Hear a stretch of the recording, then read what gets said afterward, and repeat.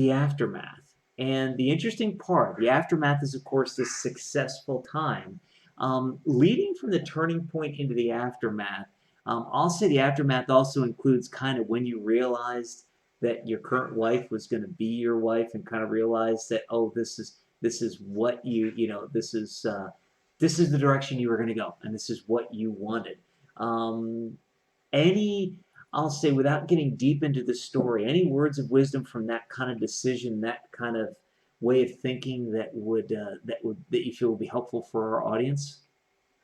Yes, I think first thing is you recognize that you're different, and and once you recognize you're different, my wife is a great teacher.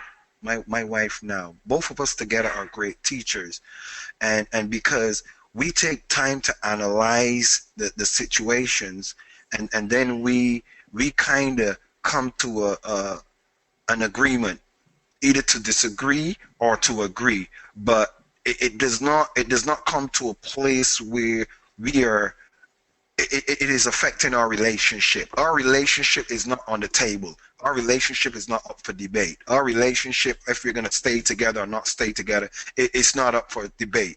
This glass of water that I have on the computer desk might be the wife saying, "Hon, you should put a ashtray. I mean a thing under it, and don't let the water run there." And I said, "Oh man, hon, that's a little thing." And when that's done, I'm gonna say, "Oh, boo, give me a kiss. Come here." Because it's not affecting our relationship. And one of the things that is very, very important for being able to make a decision, this is the person I'm going to spend the rest of my life with, is if she could see you naked but still love you. And that might sound a little bit deep, but what I'm trying to say is if she could see the real you, the happy Yeah, you, the sad you, the emotional you, the crying you, the laughing you, the angry you, the mad you, the family you, the philanthropic you, whatever the you is, if she can see the real you and say, I want to follow you. I want to go where you go. I want your friends to be my friends. I just want my life to be wrapped up in your life. And you look at her and you says, wow, I want that as well. I like her friends. I like the choice of people she has around her. I like how she treats them, and I like how they treat her. All of these are dynamics that are going to play out themselves in your marriage. yeah, And it go on. yeah, Yeah, and I you're was going okay. to say, and it can only, I always talk about transformation and the fact that I don't believe anybody changes; they only transform into what they were meant to be. So, I think that we go through these changes, and people go through different times, and they're different when they're children. It's like the old adage. When I was a child, I acted like a child. I spoke like a child. And now that I'm an adult, I put away my childish ways, or something close to that. I believe that we have a blueprint inside of us that God, the universe, a higher power, whatever higher power that you and the audience happen to believe in, put inside of you.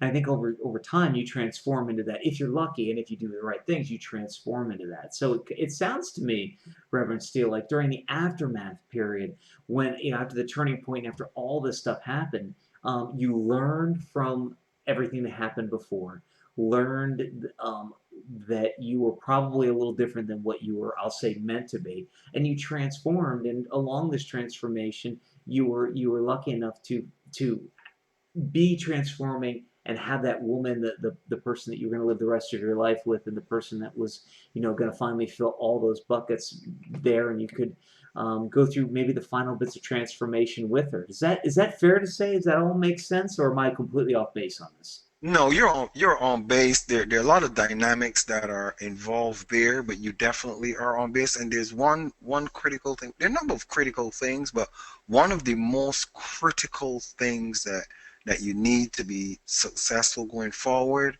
and it's important. Forgiveness, true Yeah, forgiveness.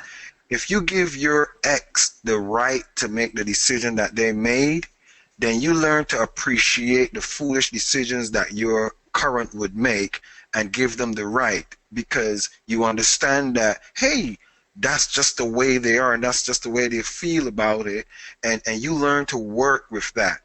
But if you hold an anger at what your ex did or what happened in the past relationship, and you never forgive and let go, what you're taking into your other relationship is hurt, resentment, and as soon as, and it will always happen, as soon as your spouse does something that reflects something similar to what that other person does, you have a restimulation, and a restimulation of emotions, of attitude, and because you haven't dealt with it in the previous relationship, it comes up again, and it does the same thing to you.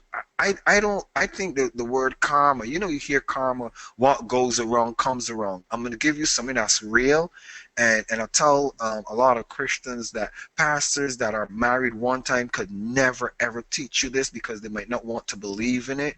But the Right. truth of the matter is, you just repeat the cycle until you get it right. You do not, there is nothing different about you. You don't change anything. You're the same you. And the person that you get involved with, the same thing that upset you in a previous relationship, you're gonna have it in the same relationship, and you're gonna have to face it. And until you learn to forgive and let go what the other person did to you, and then face the reality that you're looking at it again, but you now have to find a constructive way as opposed to a destructive way of dealing with it, you will be in the same rut as I found myself in. And I think the other dynamic was that my partners, they were in places where they never dealt with their other issues, and I was kind of like, I dealt with mine. I kind of had it together to some degree. I'm not claiming perfection in my other relationships, but to some degree I had, you know, an understanding, and their discomforts and their angers when they see it reflected in me and what I did, albeit known other than the fact that I'm a natural man, it caused problems. Yeah, and you know that's so.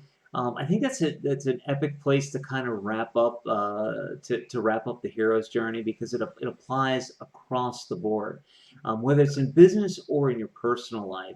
When you continue to, you know, you will continue to repeat cycles until you get it right, or until sometimes until you just forgive. I mean, even the lack of forgiving something could just be the trigger for you to finally get it right the next time.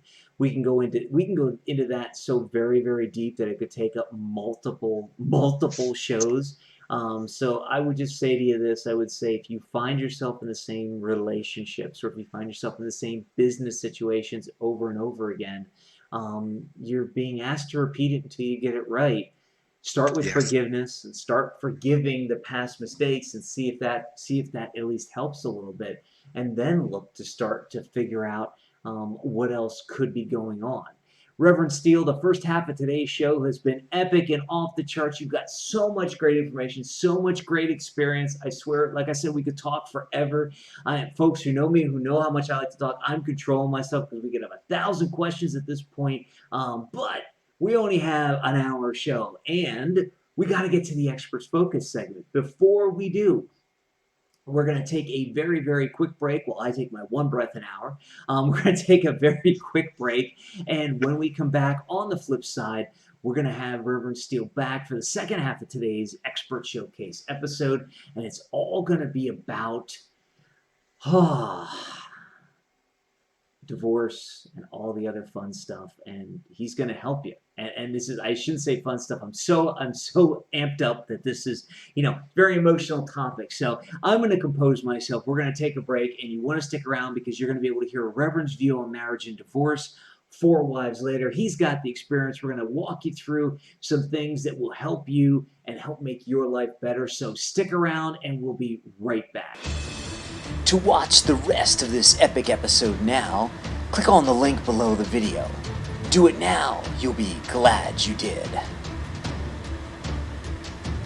Are you still here? What are you waiting for?